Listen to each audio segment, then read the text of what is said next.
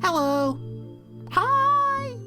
And welcome back to our blind read-through of Saya no Uta, the Song of Saya. The last time we were together, we experienced the heart-rushing finale of what I can only see as an incredibly intense and very well put together love story. Just an absolute masterclass in storytelling.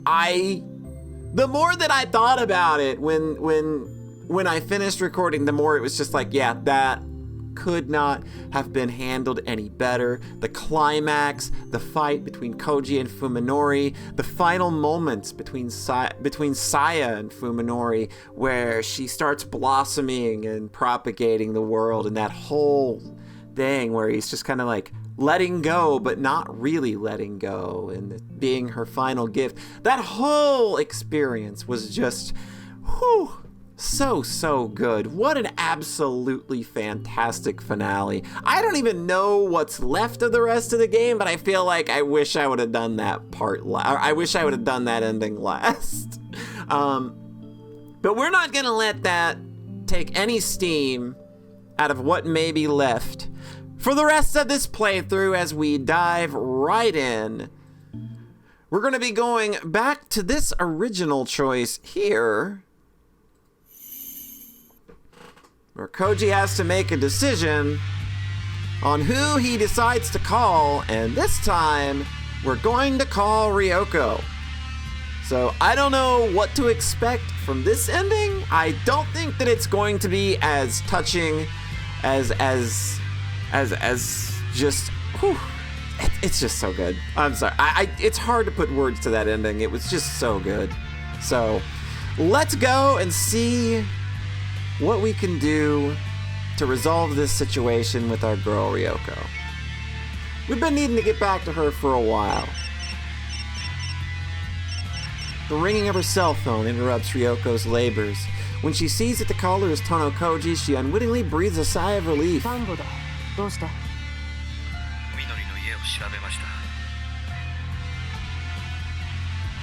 Even over the phone, Ryoko can hear the change in Koji's tone. His is the dull, flat voice of someone who has had all the energy beaten out of him.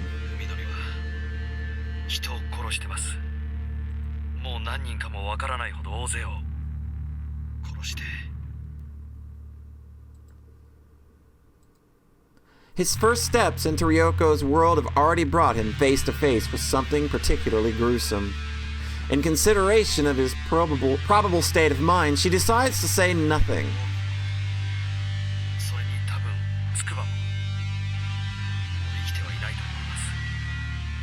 Omi is dead, Koji continues. Tsukuba too, probably. Doctor, I was wrong.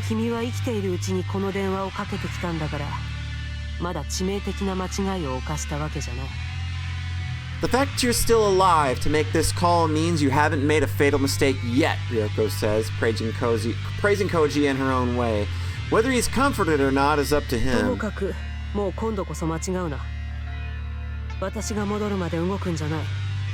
Anyway, don't screw up this time. Do nothing until I return.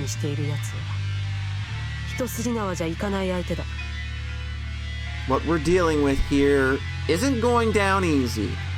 With her understanding of Saya deepening by the hour, Ryoko is able to make this declaration with new confidence.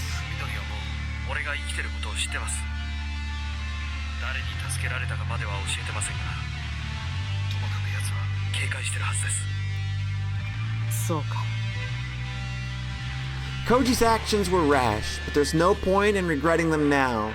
The constructive approach would be to use the pressure that he's placed on Fuminori. Ryoko's involvement is still a secret. That makes her a wild card. Depending on how she plays it, this advantage could be decisive.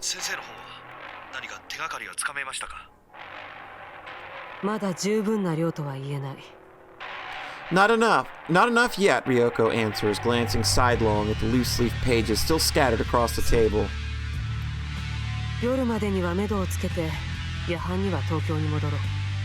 Let's see. I'll wrap this up by evening and return to Tokyo around midnight. You stay out of trouble until then. Got it? The lack of emotion in Koji's voice is actually reassuring to Ryoko. He's a machine now, able to do whatever it takes to accomplish a single goal, the extermination of Sakisaka Fuminori. He's even willing to accept help from Ryoko, whose principles hardly mesh with his, a praiseworthy change indeed.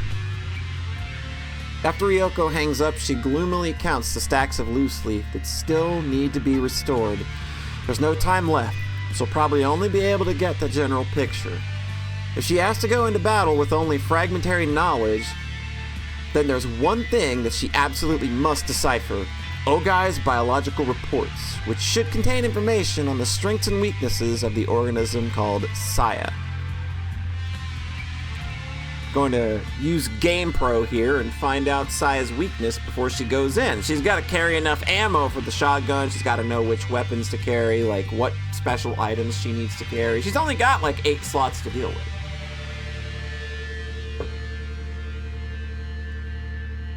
All she can do now is pray for luck as she drives back into the mountains of paper.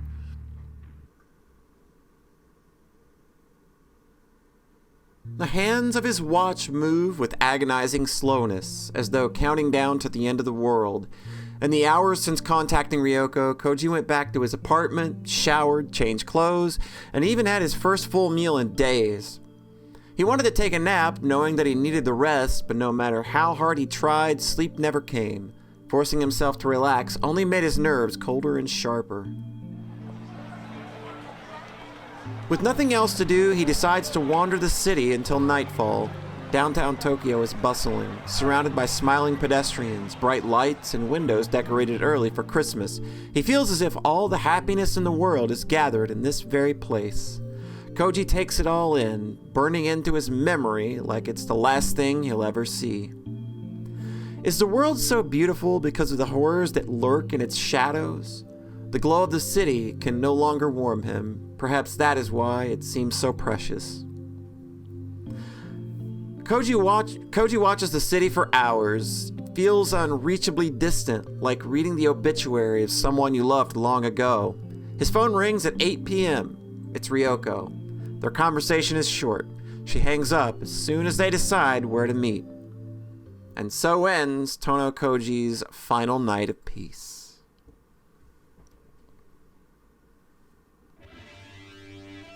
Ryoko arrives at the diner at 1 a.m., 1 hour later than agreed upon. She has a very heavy-looking duffel bag under her arm. Koji doesn't feel like asking what the bulges represent. Weapons? Things that can be used to inflict harm and malice upon someone, perhaps? Maybe explosives. You strike me as someone who probably has access to some type of explosive. I just get that feeling. Ryoko doesn't sound at all apologetic, but Koji decides to just nod expressionlessly. Only a few tables are filled at this hour, like lonely islands in the midst of the vast restaurant. After sending the bleary-eyed waitress away with an order for 2 coffees, Koji and Ryoko are left all alone in the corner of the dining area.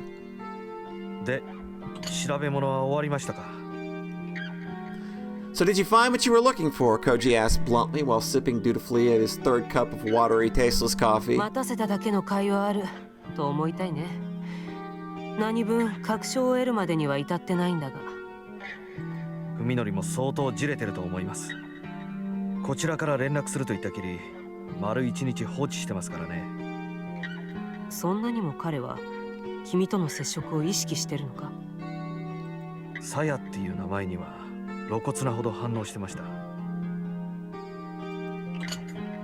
In the silence that follows, Koji tries to soothe his parched throat with another mouthful of weak coffee. I see, Ryoko mutters. So it is Saya. It's obvious that her grimace isn't for the coffee.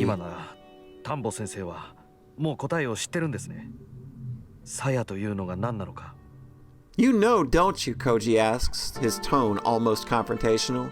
You know what this Saya is. Ryoko tries to ignore Koji's question by nursing her coffee, but that only works until the cup is empty.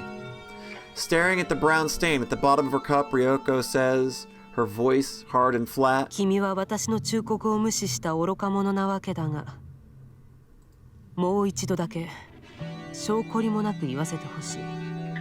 殿君、君は手を引いて全てを忘れるべきだ。You are not ready for the truth, sir! 証拠りもないですね。You really are stubborn, Koji replies, smiling bitterly instead of glaring at her like he did 俺がま before. だ先生や文則とは境界線を挟んだ反対側にいるとでも？ Are you saying that I still haven't crossed the line separating me from you and Fuminori? 君はまだ一番致命的なものまでは見ていない。That is true. 君にとってこの事件は無二の親友がいきなり正気を失ってに目覚めたっていう、ただそれだけの内容なんだろう。 That's all. The things that Fuminori has done are so horrifying, Koji's only recourse, his only hope of coping, is to kill the man who was once his friend. Yet despite that, Ryoko makes this nightmare sound like it's just the beginning. Koji still doesn't understand where her morbid cynicism comes from, nor does he want to. それだけじゃないとしたら、残りは先生の妄想なんじゃないですか。そう思えるならまだ君の傷は浅いってことさ。 Her brusque tone says that she doesn't care whether or not Koji is satisfied with her 今なら explanation. まだ時間が君の傷を癒してくれるだろう。君は最後の一線を踏み越えていない。 Koji considers Ryoko's words calmly, without letting himself get emotional like before. That final line, true, Fuminori is somewhere beyond that. Although Koji has gone far enough to be willing to kill Fuminori, he has no intention of eating his enemy's flesh once he's dead. That, at least, still separates the two. Then what about Ryoko, who has treated Koji like an ignorant fool ever since she saved him from the well? How close is she to Fuminori? 先生の傷は俺よりも深いと。 Can we have some doctor lore now? In response to Koji's biting question, Ryoko's mocking smile turns inward. この銃はね、実家の父のものなんだ。 Ryoko pats one of her duffel bag's bulges. こいつがロッカーから消えたせいで、父は責任を問われて地元の猟友会から除名させられた。申し訳ないと思ってるよ。私は両親にとっては自慢の娘なんだ。それが金庫の銃を盗み出すなんて想像もしてないだろう。そうするだけの必要が先生にはあったと。いいや、全然。Nah, I just thought it was cool, man. I just wanted a fucking sawed-off shotgun. Have you seen them sons of bitches? They're cool as fuck. Her quick denial isn't what Koji was expecting. その頃にはもう王外のことは一見落着していた。少なくとも私はそう思っていた。奴は姿を消したきり、もう二度と私の前には現れないだろうと安心してた。この銃で何かを撃とうとか殺そうとか、そういう必要があったわけじゃない。じゃあなぜ？眠れなかったんだよ。 Huh. ただそれだけ。 Well, given everything that Ogai was involved in, apparently, yeah, that's enough to be... You know what? I don't know that I'm gonna be sleeping unprotected at night for a very long time, if not the rest of my life. Ryoko pauses, perhaps needing time to decide how best to explain. それまではベッドサイドにナタを隠しておいたんだ。夜一人で部屋にいるのが耐えられなくてね。どんなに世界が底抜けにめちゃくちゃになっていこうと、悲鳴を上げて逃げ回る以外の選択肢が自分にはあるんだって、そう納得させるためにはね、部屋の中に何か一つ頼りになる武器を置いておきたかった。 Sawed-off shotguns? Pretty dependable. Koji doesn't know what to say. He's amazed, impressed even, that someone with such a serious case of delusional paranoia could function as one of T University's top で doctors. もそれじゃ大した効き目はなかった。安眠するにはナタじゃまだ足りなかったんだ。それで父の銃を盗んできた。こんな風に重心を詰めるとね、散弾がもっと広範囲に飛び散るようになって殺傷力が増すんだそうだ。The perfect thing you need for when the thing that you have probably has multiple appendages that you need to maybe dismember as quickly as possible. アメリカでも重罪になる改造なんだとさ。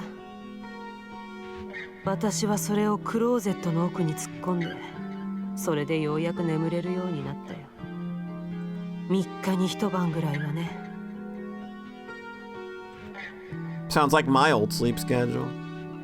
At this point, Ryoko seems to have gotten everything off her chest, smiling like someone who just finished a hard job, she 銃 adds. はいいよ、本当に。相手に向かってぶっ放すもよし、それでダメなら自分の口に突っ込んで引き金を引くっていう選択肢もある。You're pretty morbid, Doc. Has anybody ever told you that? I'm pretty sure lots of people have told you that, actually. It sounds like something that people would say to you a lot. 先生は専門家の治療を受けるべきです。端的な感想ありがとう。でもね、君だって他人事じゃなくなるよ。これ以上先に進むんならね。Koji's already doubtful that meeting with Ryoko was the right thing to do. The one thing that he and Ryoko have in common is an unwillingness to leave Funimori to the proper authorities. Funimori not only killed Koji's lover and friend, but even went so far as to defile their corpses. Koji isn't about to give him a chance to get off on an insanity plea.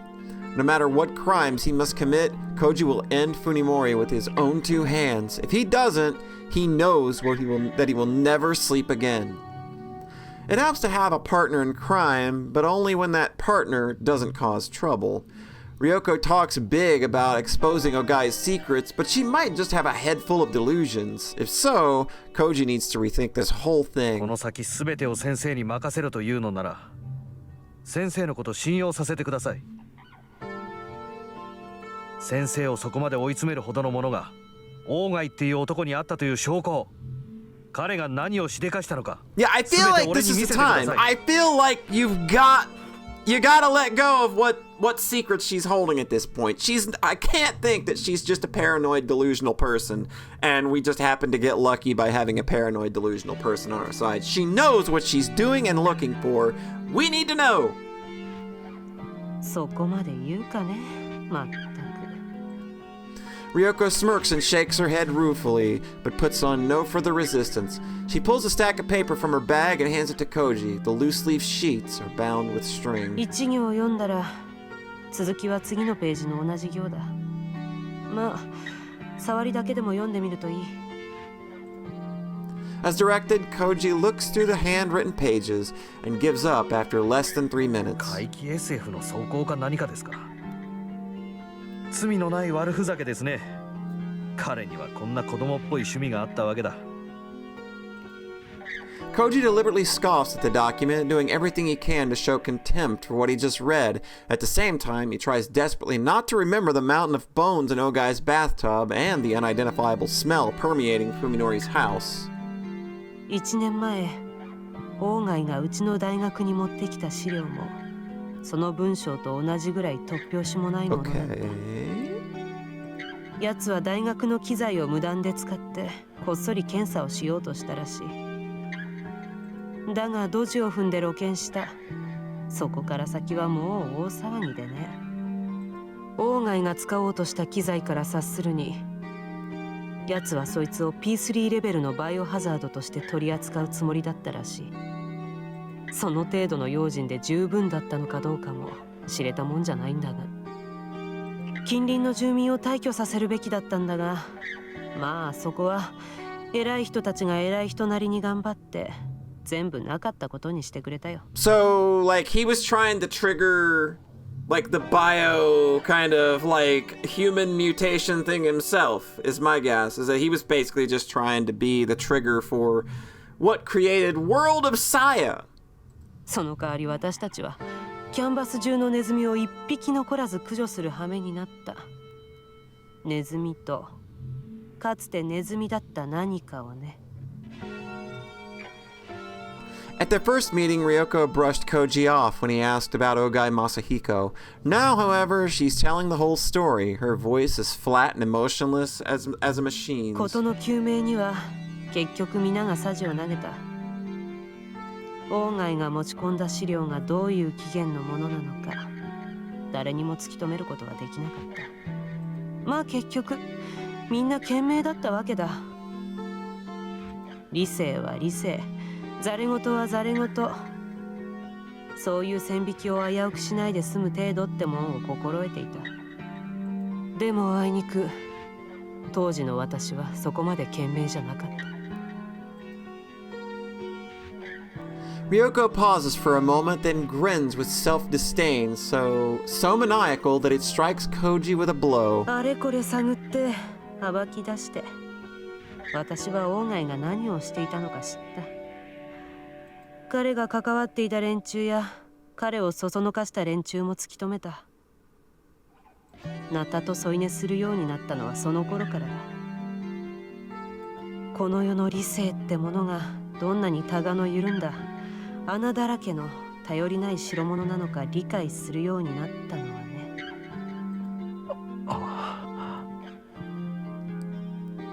As though fleeing from the quiet insanity that he keeps glimpsing in Ryoko, Koji finds himself paging through the loose leaf in his hands. He reads a line at random.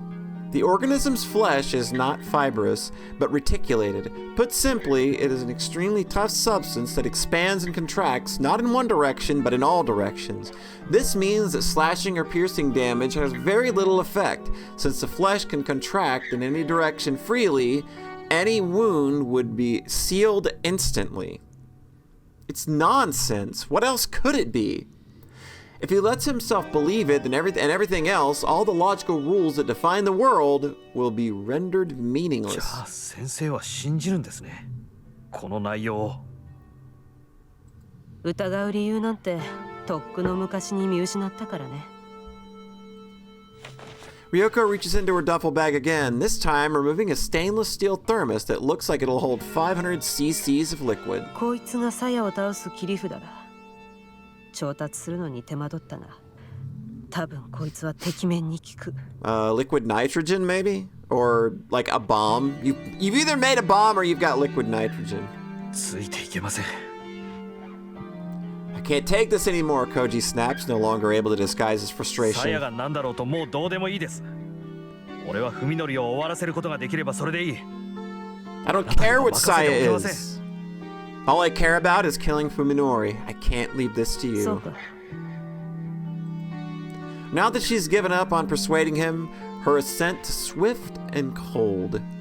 At this moment, Koji's fate is likely ceased to matter to her. いいだろう。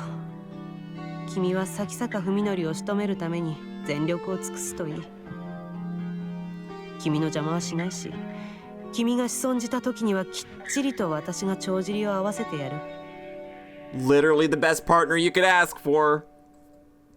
Despite the determination in her voice, Koji can't bring himself to trust this paranoid doctor あ completely. なたの持ち合わせている理由で文則を殺せるんですか？潔癖症なんだよ、私は。ああやって人の世界の拉致外に隠れ住んでいるような奴らが我慢ならない。奴らは寝室のゴキブリだ。枕元でカサコサ這い回る音を無視して眠れるか。見つけ次第殺して駆逐する。そうせずにはいられない。私の精神衛生上の問題だ。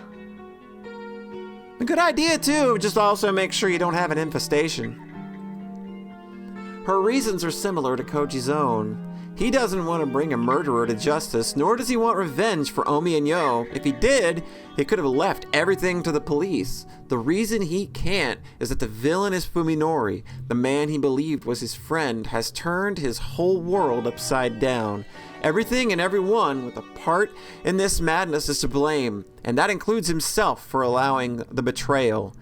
His self-loathing, his desire to destroy, is what's keeping him on his feet. さあ、それじゃあチェックメイトに駒を進めよう。先坂君を呼び出すといい。 Let's get this over with. Koji nods, pulls out his cell phone, and calls his friend for what will probably be the last time.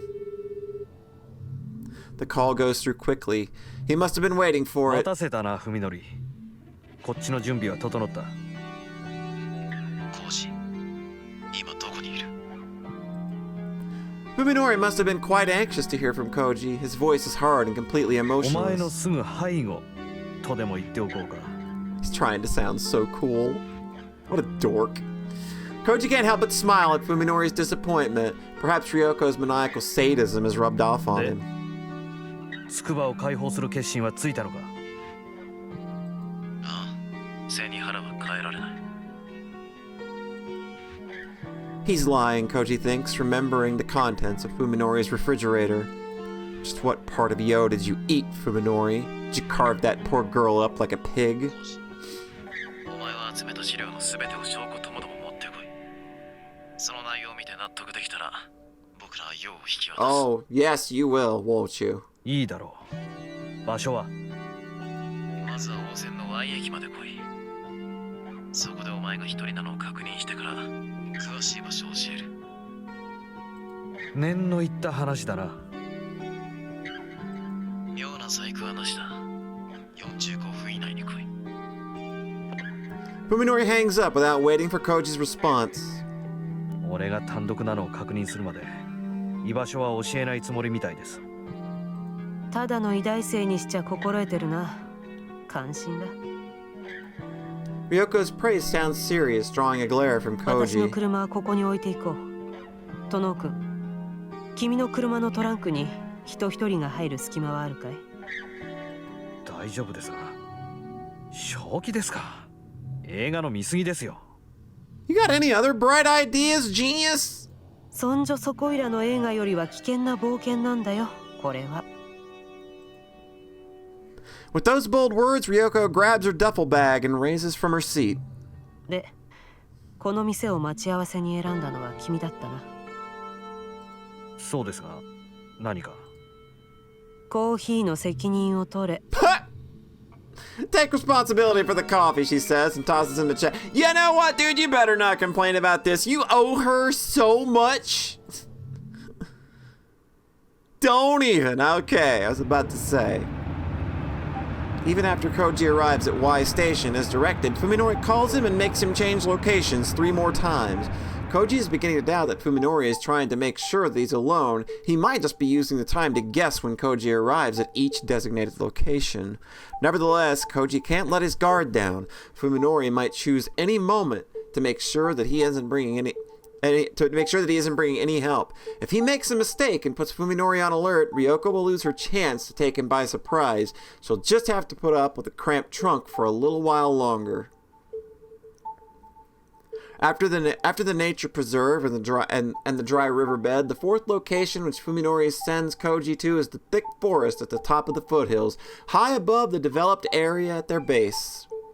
His car's GPS shows a road that leads nowhere, but according to Fuminori, there should be an old abandoned sanatorium there.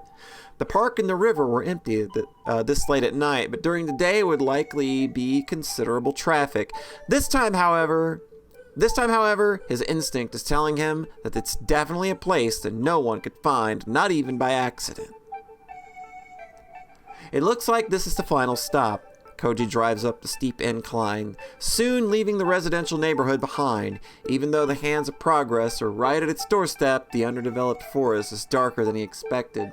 This looks like a great place to live in secret or kill someone and hide the body. Places like this, lost and forgotten, aren't found only in deep jungles and hidden alleyways. Holes in the world are everywhere, even in the midst of civilization. A broken down gatepost suddenly appears in Accord's headlights like a ghost rising from the darkness. It looks like this is the final stop. Koji rolls up to the gate and turns off the engine, giving himself silence from the forest.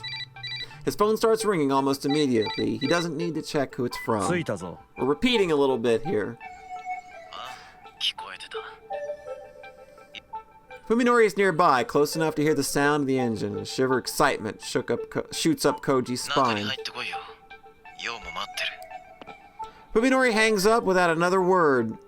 After grabbing his new flashlight from the glove compartment and checking that the revolver is still in his pocket, Koji opens the door, making sure to pop the trunk at exactly the same time. Ryoko shouldn't need any more explanation than that.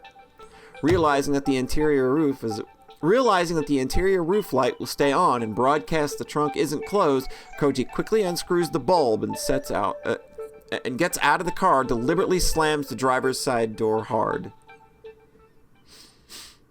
Mountains of trash litter the front yard, forming a serviceable barricade. Koji sees everything from small refrigerators to mopeds to large chunks of concrete and plaster that must have been abandoned by the construction workers. The fact that they could get away with leaving all this stuff behind shows just how remote this place is. Glancing sidelong at the rear of his car, Koji sees no movement inside the barely open trunk. Ryoko knows what she's doing. She'll probably wait until Fuminori's attention is focused on Koji before making her move. The moon is brighter than usual, allowing Koji to walk through the front yard without tripping on debris. Staying alert, he heads for the building beyond the mountains of trash. Something must be buried underneath the piles of garbage because the whole yard is filled with the sharp stink of chemicals. Even the homeless probably wouldn't come to this place. If you need to get out of the wind and the rain, there are plenty of shelters more suitable. When he reaches the gaping, doorless entrance to the building, Koji glances back the way he came. His Accord, parked at the gate, is hidden behind the mountains of trash. Even if Fuminori is watching from inside the sanatorium, he shouldn't be able to see Ryoko crawl out of the trunk. It looks like she'll get her chance to take him by surprise. How many times now has he stood like this, alone in some ominously silent place far removed from his everyday life? Sneaking into deathly quiet houses to find traces of unimaginable happenings has become as normal as going to class. The houses that he explored before were like freshly shed cicada shells, empty and dilapidated, but with traces of life they had sheltered. This place, however, is different, a perfect ruin, its walls and pillars rising from the dark forest like an army of ghosts with no sign at all that the people once lived and worked here. The structure resembles a skeleton more than a shell. Time and the elements have stripped it of its former shape, and now there is only death. Koji has gone as far as he can. This must be the final stop. What will Fuminori's next move be? He must be planning to kill Koji, but how? Just as he's about to turn on his flashlight, Koji reconsiders. If he wanders around with the light on, he'll be broadcasting his exact location. This will give the advantage to Fuminori, who's probably lying in wait for him right now. He holds the light before him in his left hand with his finger poised to the switch. In the right hand, he raises a revolver, keeping it pointed in the same direction. Not ready to fire when he throws the light, Koji steps quietly in a dark ruin. How much of this is going to, be repeated? I hope that, the fight is repeated too. It would kind of suck if there was just one version of that. I get why there would be, I get it, but it'd kind of be really unexciting for the format we are presenting this story in. It takes a while for his eyes to adjust, but even when they do, he has only moonlight streaming through. However, Fuminori has a deal here. The battle of nerves, exhausting, deadly. Okay, yeah, I'm kind of gonna glance through this stuff because it's kind of more... It's just a lot of stuff I've already read, and it's kind of not great that it's repeating. It's the exact same smell. It filled Fuminori's house. Alright. The organism's flesh freely expands in a manner that renders piercing damage meaningless. Meaningless, meaningless, meaningless. Koji grits his teeth and forces the madman's words out of his head. What good can come of taking them seriously? This isn't the time for such useless... Koji freezes and stares down the hall. The wet sound he heard just now, like someone dragging their feet through a swamp. Something there. It's... yeah. Okay.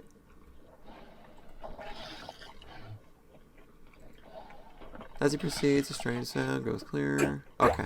Yeah, we're doing this again, but I imagine he's probably not going to shoot her in this one. Maybe. Before he knows it, he's standing at the threshold. Thick, viscous darkness. There's more darkness. Something is there. He can hear pain and breathing. Gotcha. Sobbing. Yep. 誰だ Position. Okay. Last time you got the phone call, wheezing suddenly stops. Yeah, okay. We're gonna keep doing a lot of similar things. つくば Koji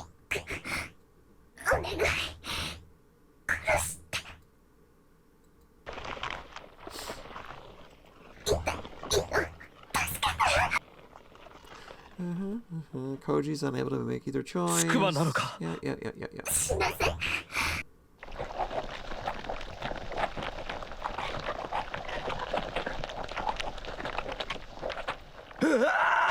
Oh, is he still gonna do it? Okay, he's still just gonna do it.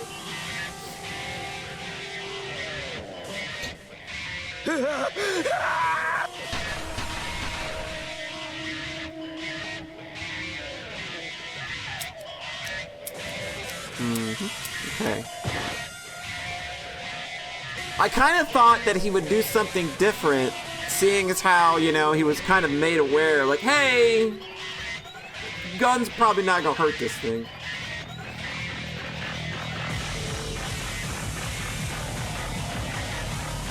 But I mean, it did previously, so I don't know what the fuck I'm talking about. I'm just kind of here at the moment. I'm kind of waiting for the differences to kick in.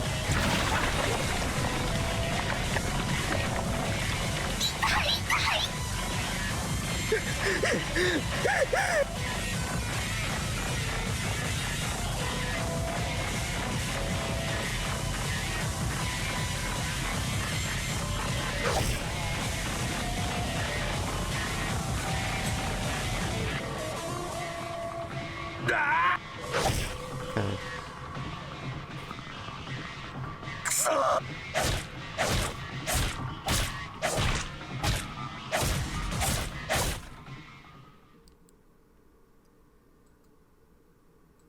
君はまだ一番致命的なものまでは見ていない。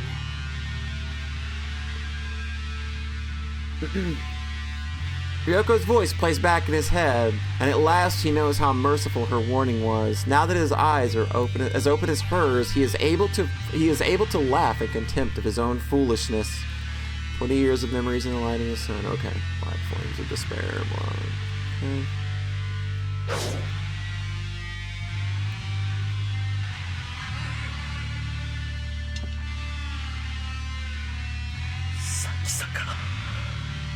踏み乗り。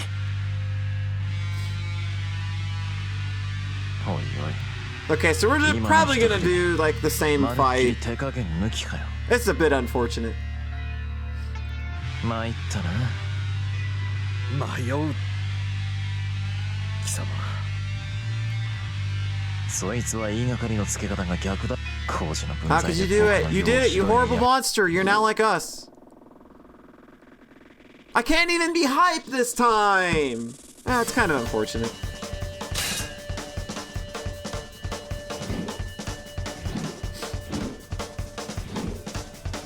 Come on.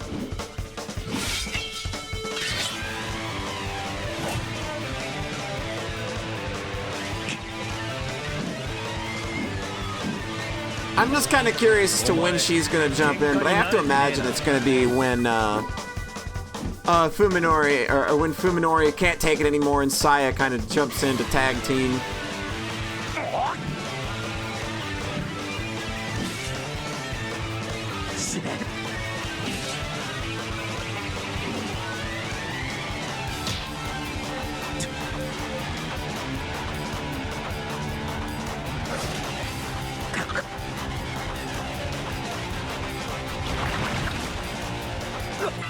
Okay, so right about now has to be when the doctor is gonna start involving herself. Drags him to the floor, he twists his body, I feel it, yeah.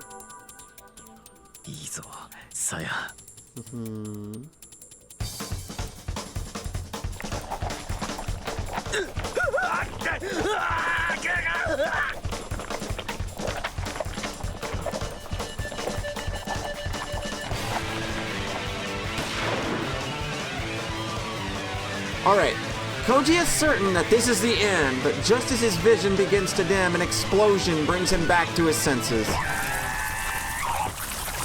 With a horrifying inhuman scream, the creature releases Koji and retracts its tentacles. The first thing he sees after regaining his mobility is Ryoko running down the hall with a smoking shotgun in one hand and a silver tube in the other. Ryoko responds by tossing him the tube. Though it's still lying on the floor, he manages to snatch it out of the air. It's the thermos she showed him in the restaurant, the one that she called her secret weapon. そいつの中身を奴にぶちまけろ。 Pour it on that thing, Ryoko shouts to Koji. At the same time, she aims her gun at Fuminori, who's still on his knees 5 paces away. The double-barreled shotgun still has 1 shot loaded. The monster that attacked Koji is writhing in agony. It hasn't yet recovered from Ryoko's shot. But he's already seen that bullets aren't enough to kill these creatures. Now is his only chance. What are you doing? Fuminori growls, gritting his teeth against the pain of his broken ribs. Forcing himself to be calm, Koji stands and carefully unscrews the lid of the thermos. There's no question in his mind that something extremely potent is inside. As soon as it's unsealed, a thick white mist pours out of the thermos and the surrounding air turns freezing cold. Okay, yeah, we're doing liquid nitrogen. Instantly guessing what's inside, Koji lobs the thermos at the pile of flesh convulsing on the floor. The thermos sails through the air, spewing white fog, and like a baptismal font, showers its liquid contents upon the hellish creature. Its scream this time is incomparable to before. The monster thrashes in agony, wreathed in white smoke. Its screams are joined by Ryoko's cackling. どうよ。マイナス197度だよ。ねえ、冷たい、熱い。Okay, I'm back into it. I am all about Crazy Doctor being hella violent and just relishing in this moment. Her eyes blaze with manic glee as if to say that sanity was a small price to pay for the joy of at last vanquishing her nightmare.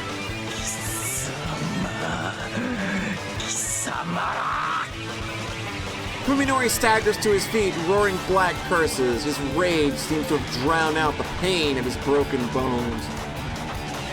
Ryoko is not one to underestimate the threat posed by his axe. Her mad laughter fades away, leaving only a cold smile as she pulls the trigger. What? With a short burst of a dark flame, Ryoko's gun sputters and dies. It jammed? Ryoko is not an expert in firearms, and it never occurred to her that the shotgun shells need proper storage, and besides, she always expected that any situation where a gun would be necessary would also be one where she would not survive. Oops! Cursing in anger and dismay, Ryoko breaks the shotgun open and awkwardly pulls the dud out. Meanwhile, Fuminori stalks towards her like a vengeful demon, the head of his axe screeching as it drags along the floor. I have to stop him! Koji tries to charge Fuminori, but only succeeds at sending himself sprawling. One of his shoes is stuck to the floor, frozen by the liquid nitrogen. As Ryoko fumbles in her pocket for a new shell, Fuminori closes the distance and raises his axe with both hands. Koji curses and rips his shoe free of the frozen concrete, but he knows that he'll never make it in time. Ryoko thrusts a new shell into the chamber of her shotgun and snaps it closed and looks to find her target. Fuminori is right before her, too close to evade, and his axe is already crashing down, the wind howling in its wake. The sounds of bones shattering, tendons snapping, and flesh tearing blend together in foul harmony. Well, I had kind of maybe seen the good doctor surviving this situation, but maybe not. The thick blade enters through Ryoko's left shoulder, plowing through her collarbone and shoulder blades, smashing several ribs and popping her lung like a balloon before stopping in the center of her chest. That is a very, very detailed manner of presenting that to us. Woo! If you needed anything left to the imagination, her expression frozen in shock by the impact, she sprays a geyser of blood from her mouth. She should have died instantly, but through some unimaginable force of will, Ryoko clings to life for a few seconds more. Grinning through her blood-stained lips, she raises her shotgun. Not to the front, but to the side. Beyond the barrel of the gun, wearing a 77-degree Kelvin mist-like white cloak of death, is the weakly wriggling Saya. And you got fucked up real bad. Fuminori's scream vanishes in the roar of the shotgun. The destruction is absolute. The impact of the shotgun pellets obliterates the half of Saya's body that fell prey to the liquid nitrogen. The frozen particles of Saya's shattered flesh drift to the floor like snow.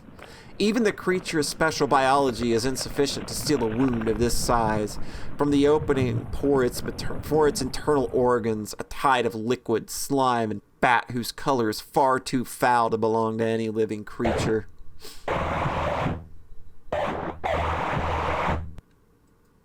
The monster convulses, wailing in a weak, pitiful voice. Saya. With his axe still buried in Ryoko's body, Fuminori stares at the dying creature, his expression utterly devoid of emotion. Koji grabs his pipe and prepares to attack Fuminori from behind, but freezes when he sees the emptiness in the face of the man he hated. Fuminori pulls his axe out of Ryoko's corpse, then looks at Koji with glazed eyes. There is no recognition in them, nor hate, nor rage.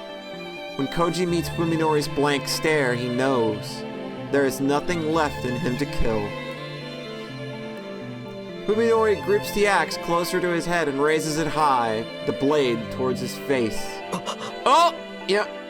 Koji doesn't know whether he should interfere, but even if he wanted to, what could he say to stop Fuminori? Fuminori pulls his head back slowly but surely, then drives his face into the blade of the axe like a spring-loaded toy. Crunch!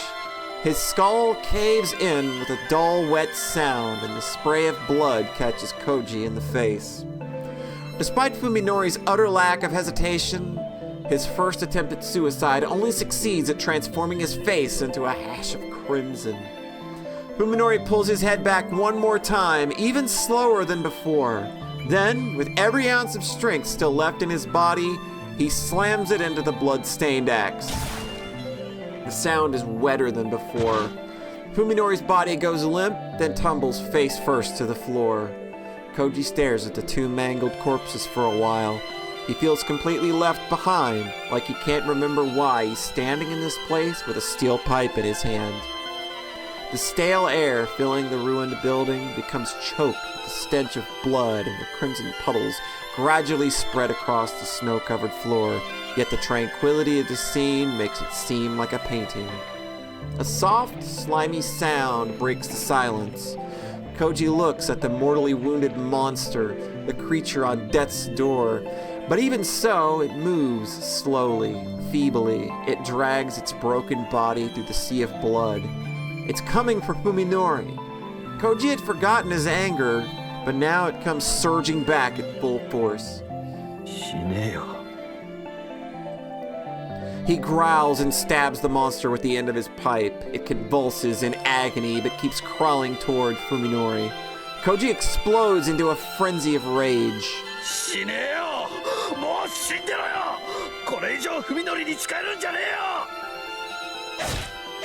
Again and again, he smashes the helpless flesh beast with his pipe.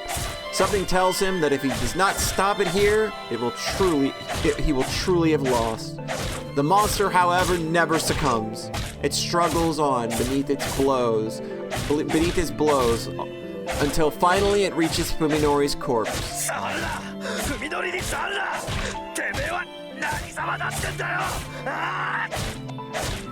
Koji keeps swinging, his fury unabated, even as tears start to pool in his eyes. The monster's slime flies through the air, joining with the blood already covering his face.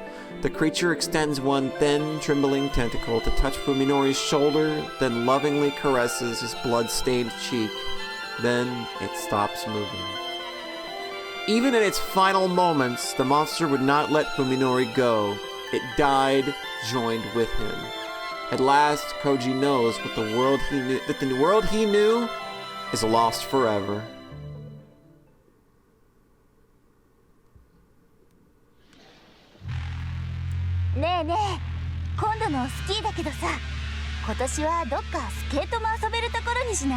Oh, what? Chunks of her body are missing, as though something has been nibbling on her. It makes her look a lot thinner. She's been worried about her weight recently, But now she shouldn't need a diet.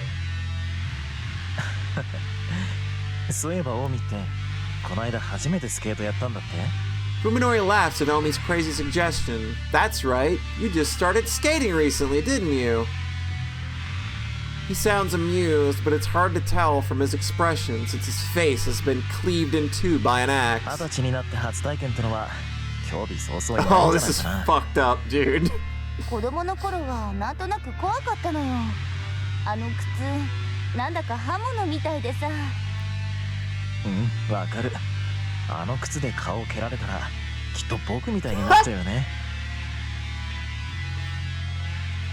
Omi and Yo laugh at Fuminori's dumb joke. Yo never used to laugh with such exuberance. She seems truly happy now that she and Fuminori are officially together. でもいきなり蹴って殺せたの？オウミちゃんすごくない？容量はバットとそう変わるもんじゃないからな。思い切り振り回して斧頭の重さに任せて叩きつける感覚とか。海のりにそう言われたもんだからさ、騙されたと思ってやってみたわけよ。そうしたらもう楽しくって。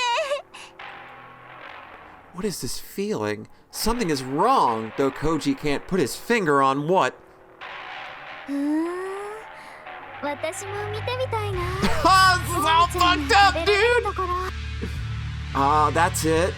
When he sees Yo's envious smile, Koji finally realizes what's bothering him. なあ、つくば。どうしたの、コウジ君？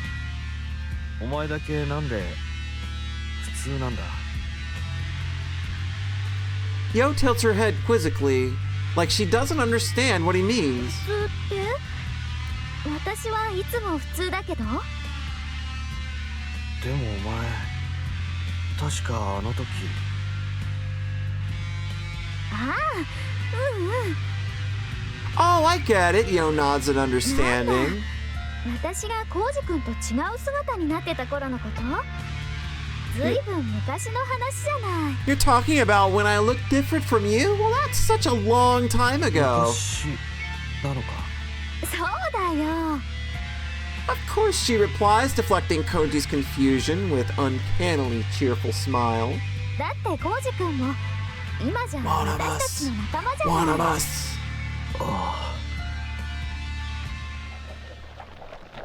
Oh, of course. Koji looks down and is satisfied to see wriggling tentacles where his arms and legs used to be. When he opens his eyes, his mattress and pillow are soaked in sweat. It's always the same nightmare. He doesn't know how many times he's had it, but at least he's not leaping out of bed and screaming anymore. He sits up, clutching his throbbing head. It's 4 in the morning. He hasn't had nearly enough rest, and he probably won't be able to get back to sleep tonight. Time for a smoke. A full pack will last him until dawn. Now, where did he put the pack that he bought yesterday? Koji wanders sleepily into the den where yet another old friend is waiting for ひ him. どいありさまだね。まったく。 Ugh. ああ、先生。 Oh, desu ka? boy, you've just, Oh, boy. Ryoko's chopped up corpse is sitting at his dining table, looking as deathly pale as ever as she sips coffee from a 毎 mug. 晩ずいぶんと辛そうじゃないか。ろくに眠れてないんだろ？そうでもないですよ。薬を飲めば割となんとかなります。 I don't know. I don't think pills are gonna help your situation at this point. Hallucinations like these are easier to deal with than elaborate nightmares like the one he just had.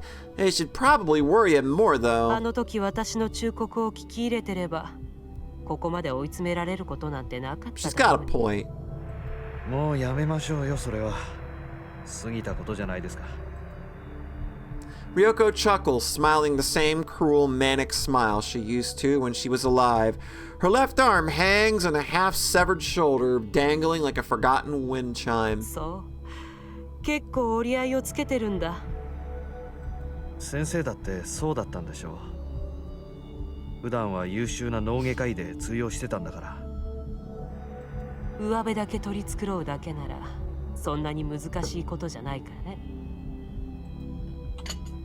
The corpse shrugs her intact right shoulder and grimaces in disgust as she takes another sip of her でも coffee. ね、多分この先はもっと悪くなるよ。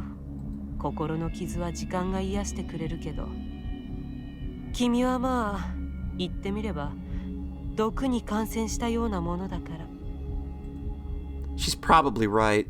Everyone dreams at night. No matter how dim the memories may get, the nightmares will always be there to tear into Koji with fresh fangs. The insanity that has taken root in his heart will grow, eventually consuming everything that's left inside of 俺 him. の場合、先生っていう前例を見て学んでますからね。抜かりはありませんよ。へえ、そうなの。 Koji nods, smiling confidently, then stands and walks to the bathroom where he retrieves the weapon that he keeps hidden behind the mirror. Ogai's revolver, the one souvenir that Koji brought back from the other world that night. ものすごい苦労したんですけど、結局ようやくその筋の人と渡りをつけましてね。弾も買ってあります。驚きましたよ。銃そのものより高いなんて。おやおや。 In the mirror, Koji sees Ryoko with her axe-inflicted gash reversed. She raises her mug in a toast to Koji's resourcefulness. で、何発買ったわけ？弾は。一発だ Just けです。 one. This time, it's Koji who shrugs his shoulders. He uses both, exercising his privilege as a survivor. それ以上必要になるような状況は、俺は願い下げなんで。ふん。 The corpse in the mirror nods sagely, her smile ほん approving. と、わきまえてるんだね、トノオ君。 There's a brief silence. Koji doesn't really feel like getting all melancholy with the corpse. ねえ先生、いい加減ファミレスのコーヒーはやめましょうよ。なんなら新しいの入れますから。 When Koji turns around halfway through his sentence, he realizes that the room is empty but for the silence of night. And so, Koji returns to the world of the sane. He lights his first cigarette of the night and takes a deep drag. While sitting alone in his den, puffing on his smoke, he stares at the gun in his hand. He knows just how precarious a cliff he's standing on. The final line of which Ryoko spoke is now one step behind him. Koji no longer has anything to protect his soul. Now that Ogai Masahiko's fantasies and Tambo Ryoko's delusions have all become tangible horrors, he knows what insanity and despair truly are. Back in the real world, Sakisaki Fuminori is wanted for several gruesome murders. It didn't take long for someone to discover the stockpiles of human meat in the empty Sakisaka and Suzumi homes. In the two refrigerators that were found the remains of Suzumi Yosuke, his wife and daughter, and Takahata Omi. They found the clothes and other effects of Tsukuba Yo, but were unable to locate any trace of her among the various body parts, a fact that made Koji's nightmares all the more vivid. Dr. Tambo Ryoko of the T University Hospital vanished mysteriously around the same time. Because she was Funimori's chief physician, the police have been investigating her connection to his crimes. As for the two corpses secretly buried in the backyard of a certain ruin, well, they'll probably never be found, and this incident will become just another cold case. Koji alone knows what really happened, and he has no intention of revealing it. Not now, and not ever. Ogai's writings were not nonsense, which means that everything else was. The fool was... What fool was it who said that men are the lords of creation? Those who can believe in paltry things like human wisdom and valor are those lucky innocents who have not looked into the abyss. Koji can no longer share in their blessed ignorance. He knows he has been defiled by the insanity called truth, and he will never believe again. If he has been poisoned, as Ryoko's ghost said, then that poison is none other than truth itself. Just as pure oxygen is harmful to the body, the naked truth has the power to destroy men's minds. Only by diluting it with lies and taking it in small doses can humans maintain a healthy soul. どんなに世界が底抜けにめちゃくちゃになっていこうと。 Words once spoken by the living Tanbo Ryoko passed through Koji's 悲 mind. 鳴を上げて逃げ回る以外の選択肢が自分にはある。That, without a doubt, was the comfort that she kept hidden in her bosom, the only thing that allowed her to face her dreams each night. Koji had taken his predecessor's lessons to heart. He's prepared for anything. One bullet is always behind the bathroom mirror, promising him salvation.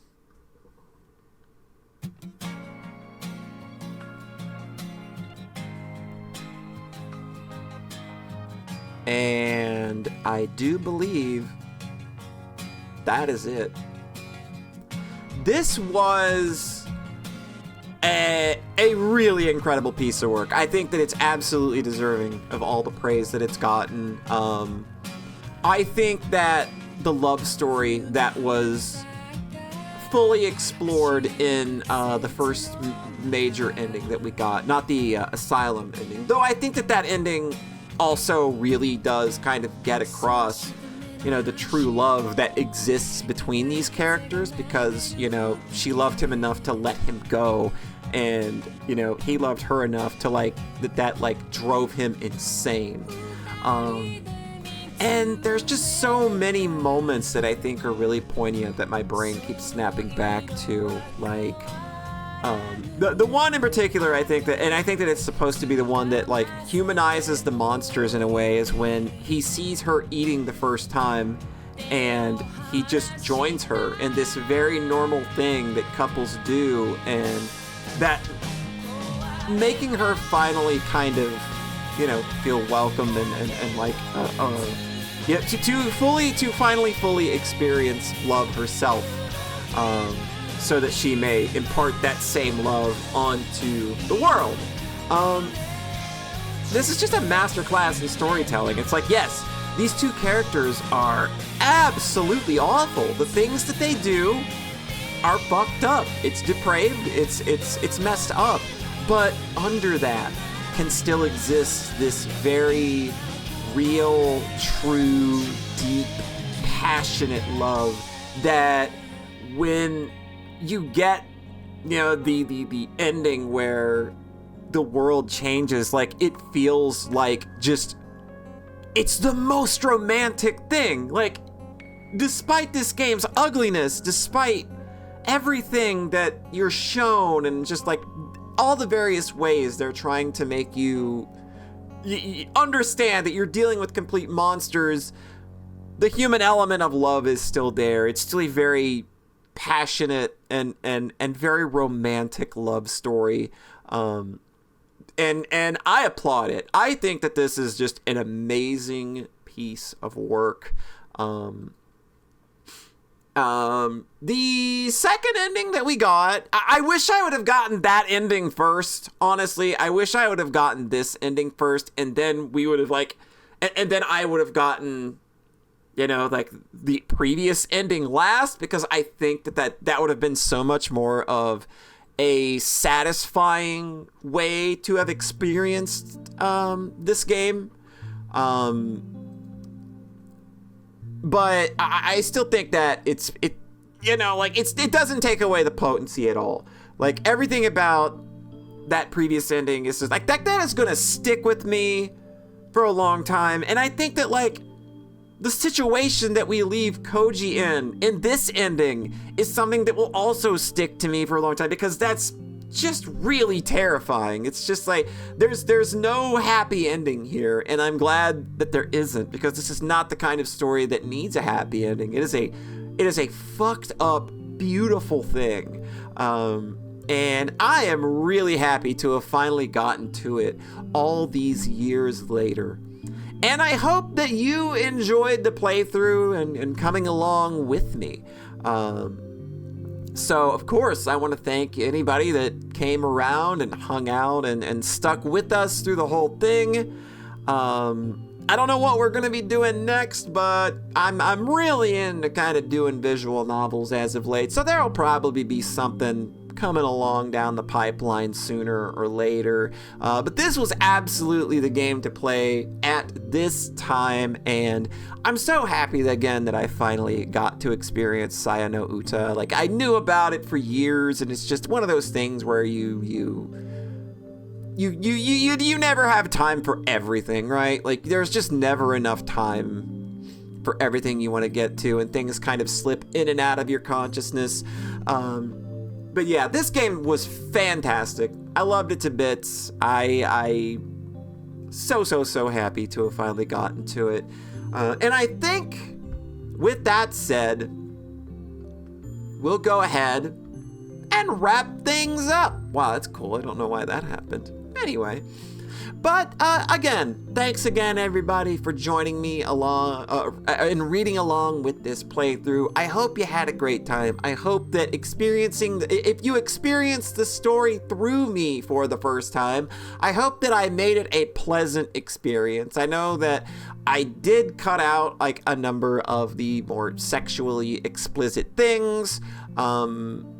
And while, there is absolutely a lot of depravity in there and all that nature, I you kind of want to make sure you're not breaking TOS too. So I still stand behind this. I still think this turned out really, really well, and I hope that you do too. So I guess with that said, we'll go ahead and kick myself on out of here until the next playthrough, stream, podcast, whatever. So I sincerely hope you have a nice rest of your whatever, and we'll see you next time. Bye!